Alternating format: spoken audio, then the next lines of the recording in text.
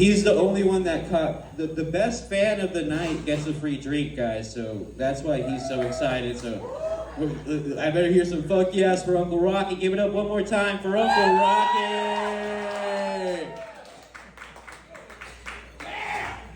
There's no free drinks. I have a wife. Hey, Rock and Barrel, how we doing? Good? So I'm grateful to have grown up in the 70s. You know, there were no selfies, there were no cell phones, no texts, no gluten problems, there was no celiac disease, no peanut allergies. Mikey, no ADHD, none of that.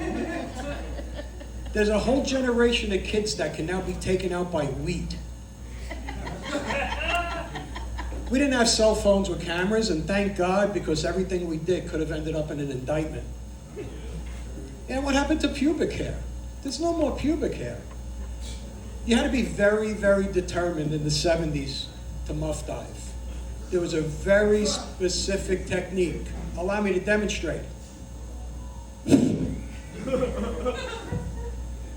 I used to call that puff and lick. In some circles, it's known as scratch and sniff. I couldn't even be called a muff now. I mean, girls go in, they get the, I don't know, the triple Brazilian, they come out, it's like a hardwood floor. You know, the 70s was a great time. That's when a good bush could also double as a temporary toupee. And who could forget those morning after hairballs? You don't like that one? All right. So, when I got married, I took traditional vows. You know, today kids write their own vows and, you know, they express their sentiments. But I'm glad I took the traditional ones because I really nailed Pixie with that whole in sickness and health thing. Have you ever tried to win an argument with your spouse? That's adorable. You don't win an argument in marriage, you just simply run out of oxygen. And the weird part is you end up apologizing for something you did in 1996. And of course I apologize because I like living indoors. You know the scariest words in any marriage? I was thinking. There's no details, there's no bullet points, there's no warnings. Your only thought is, what the fuck is coming next? You know, if guilt was a competitive sport, our moms are Olympic athletes. My Italian mom would guilt me, after everything I do for you, you're going out with those bums you call friends. And the Jewish moms would always be like, I'll just sit here in the dark and wait to die, then you'll be happy.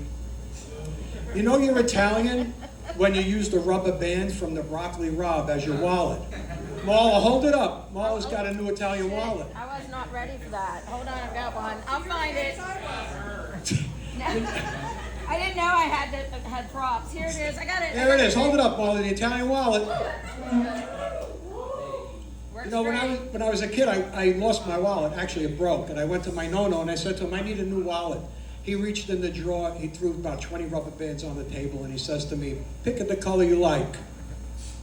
You know, food is central in Italian culture. I'm very picky about Italian restaurants.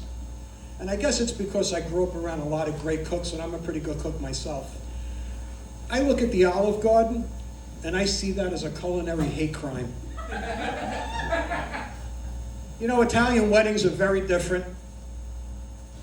You don't bring a gift to an Italian wedding. You bring a toaster and you make disappear. It's cash. Maybe there's a note of congratulations in an envelope. No names, just cash. Sometimes there's just a wad of cash wrapped up in that Broccoli Rob rubber band. That's a callback. It's untraceable. Nona sits with the booster. That's the bag they put all the envelopes in with the cash.